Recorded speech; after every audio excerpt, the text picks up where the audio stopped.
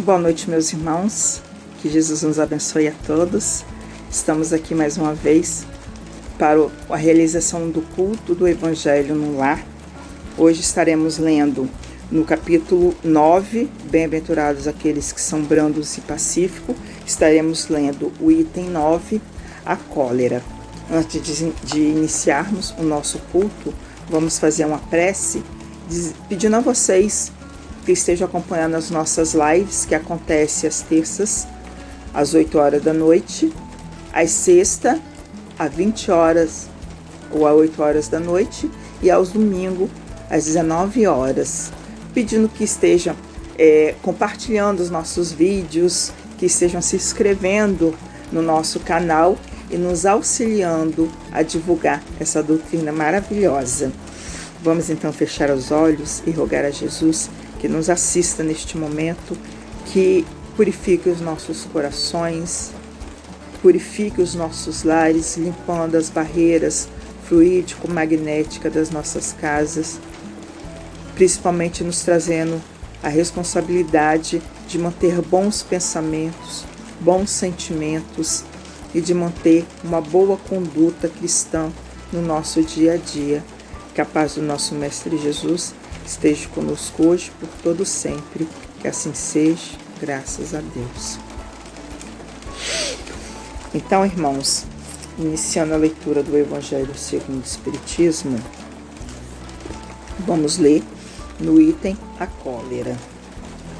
O orgulho leva-vos crer mais do que sois, a não poder sofrer uma comparação que possa vos rebaixar, ao vos considerar, ao contrário, de tal modo acima dos vossos irmãos, seja como espírito, seja como posição social, seja mesmo como superioridade pessoal, que o menor paralelo vos irrita e vos fere, e o que ocorre então é que vos entregais à cólera. Procurai a origem desses excessos de demência passageira que vos assemelham aos animais, fazendo-vos perder o sangue frio e a razão.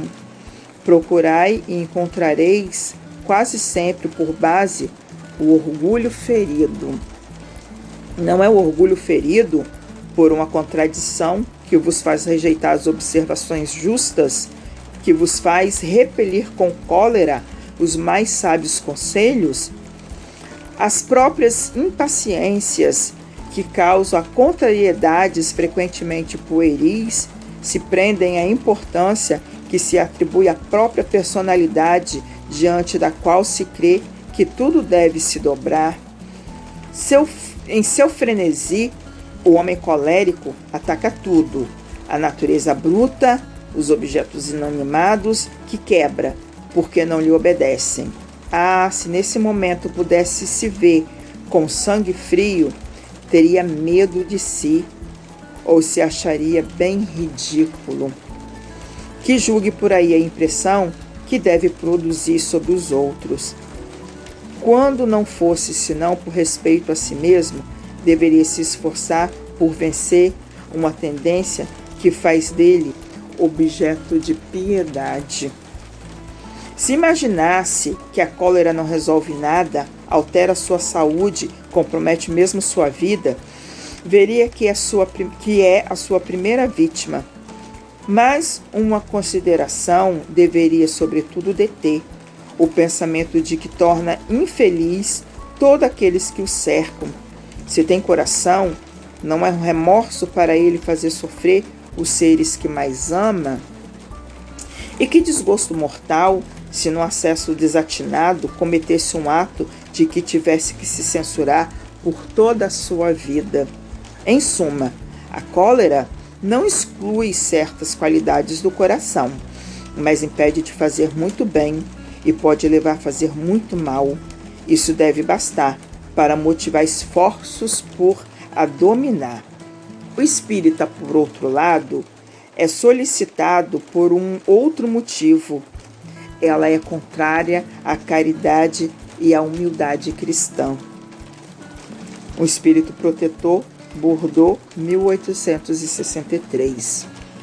Segundo a ideia muito falsa de que não pode reformar sua própria natureza, o homem se crê dispensado de se esforçar para se corrigir dos defeitos nos quais se compraz voluntariamente. Antes de se considerar culpado, ele reputa a falta ao seu organismo, acusando assim Deus de suas próprias faltas. É ainda uma consequência do orgulho, que se encontra misturado a todas as suas imperfeições. Sua contradita há temperamentos que se prestam mais do que outros aos atos violentos, como usar músculos mais flexíveis que se prestam melhor para os torneios de força. Mas não creais que aí esteja a causa primeira da cólera, e estejais persuadido de que um espírito pacífico, mesmo num corpo bilioso, será sempre pacífico, e que um espírito violento, no corpo linfático, por isso não será mais brando. Somente a violência tomará um outro caráter. Não havendo um organismo próprio para secundar sua violência, a cólera será concentrada e, no outro caso, será expandida. O corpo não dá mais a cólera àquele que não a tem, como não se dá aos vícios. Todas as virtudes e todos os vícios são inerentes ao espírito. Sem isso, onde estariam o mérito e a responsabilidade? O homem que é disforme não pode se tornar perfeito, porque o espírito nada tem com isso, mas pode modificar o que é de espírito quando tem uma vontade firme. A experiência não vos prova, espíritas, até onde pode ir o poder da vontade, pelas transformações verdadeiramente miraculosas que vedes se operar? Dizei-vos, pois, que o homem não permanece vicioso, senão porque quer permanecer vicioso, mas aquele que se corrige sempre o pode. De outra forma, a lei de progresso não existiria para o homem. Hahnemann, Paris, 1863. Gente, a cólera é um sentimento que conota uma inferioridade moral e espiritual. Jesus nunca se encolerizava. Ele poderia falar de forma firme, ele poderia se impor, mas nunca se encolerizava, porque ele tinha total controle do seu próprio espírito. Você não vê espíritos evoluídos tendo episódio de cólera, só espíritos inferiores que traz esse estigma, esse vício de outras reencarnações e que não se trabalha o bastante para combater esse vício, assim como muitos outros. Com um agravante, a cólera pode te levar a fazer atos da qual você vai se arrepender pro resto da vida. E tem aquele pequeno trecho que ele diz: se você pudesse sair de si e se olhar como que através de um espelho, a sangue frio, você se acharia ridículo. Ridículo. Porque no excesso de cólera você ataca até a natureza inanimada. Você quebra coisas, você fala coisas da qual você vem se arrepender depois, mas no outro episódio você torna a fazer tudo de novo. Meus irmãos, o nosso objetivo na Terra é buscar nos reformarmos. O texto diz que se você tiver vontade firme, você consegue. Basta você querer. Caso ao contrário, a lei de progresso seria uma lei em vão, uma lei vã, né? Ou seria uma mentira, o que a gente sabe que não é verdade. Então nós devemos trabalhar o nosso íntimo para combater de nós esse tipo de postura, esse tipo de vício, que é altamente desagradável para um cristão, porque vem contra o ensinamento de Jesus, é a prática de amor e de caridade. Vamos ler no livro Pão Nosso, no item 44, o texto intitulado Curas. E curai os enfermos que nela houver, e dizei-lhes: é chegado a vós o reino de Deus. Jesus, Lucas, capítulo 10, versículo 9. Realmente, Jesus curou muitos enfermos e recomendou-os de modo especial aos discípulos. Todavia, o médico celestial não se esqueceu de requisitar o reino divino quanto se restauraram nas deficiências humanas. Não nos interessa apenas a regeneração do veículo em que nos expressamos, mas, acima de tudo, o corretivo espiritual. Que o homem comum se liberte da enfermidade, mas é imprescindível que entenda o valor da saúde. Existem, porém, tantas dificuldades para compreendermos a lição oculta da moléstia no corpo, quanto se verifica em assimilarmos o apelo ao trabalho santificante que nos é endereçado pelo equilíbrio orgânico. Permitiria o Senhor a constituição da harmonia celular apenas para que a vontade viciada viesse golpeá-la e quebrá-la em detrimento do espírito? O enfermo pretenderá o reajustamento das energias vitais. Entretanto, cabe-lhe conhecer a prudência e o valor dos elementos colocados à sua disposição na sua experiência edificante na terra. Há criaturas doentes que lastimam a retenção no leito e choram aflitas, não porque desejem renovar concepções acerca dos sagrados fundamentos da vida, mas por se sentirem impossibilitadas de prolongar os propósitos desatinos. Os próprios desatinos. É sempre útil curar os enfermos quando haja permissão de ordem superior para isso.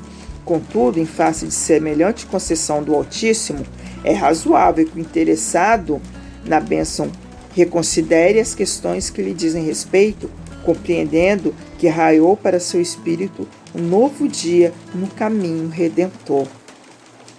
Eu abri esse texto aqui ao acaso, que a gente sabe que o acaso não existe. Mas aqui está falando que a gente deve trabalhar, sim, a cura do corpo, mas que é imprescindível que nós busquemos trabalhar a cura da alma, a cura do espírito. E como é que a gente pode fazer isso?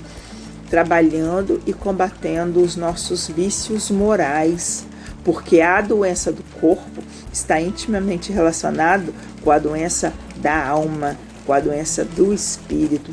Não adianta nada a gente ir ao médico, tomar remédio e fazer um tratamento espiritual, mas acalentar no coração sentimentos e posturas que são, ao contrário, à lei de amor e de caridade, porque senão a gente vai estar chovendo no molhado.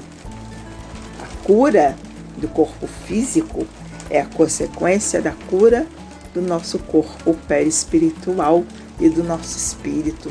Nós possamos refletir seriamente nessa afirmação que Jesus faz ali no livro de Lucas. No livro Minutos de Sabedoria, no item 81, você e o tempo. Sem que perceba, você está deixando a vida carnal a cada instante. Sem que note, todo dia é um a menos na sua existência.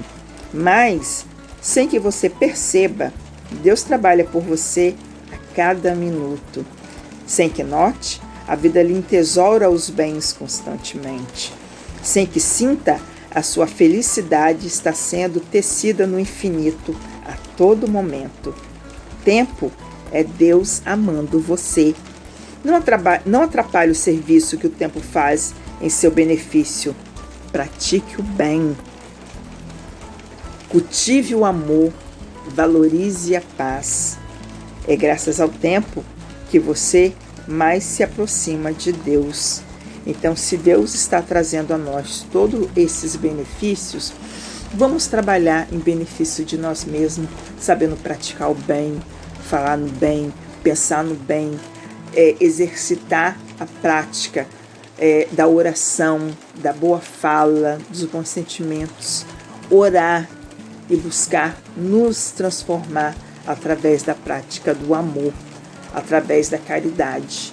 Que Jesus abençoe muito seu lar, abençoe muito seu santuário físico, que é o seu corpo, e principalmente que Jesus abençoe muito o seu coração. Vamos assim fazer a prece de encerramento, pedindo ao Pai querido que possa permitir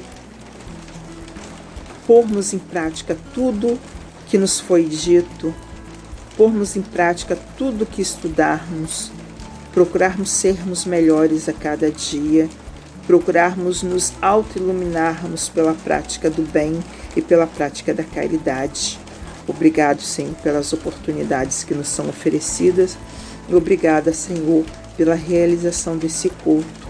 Que a sua luz se faça para nós, hoje e por todo sempre. Que assim seja, graças a Deus. Vamos, então, tomar a aguinha frutificada.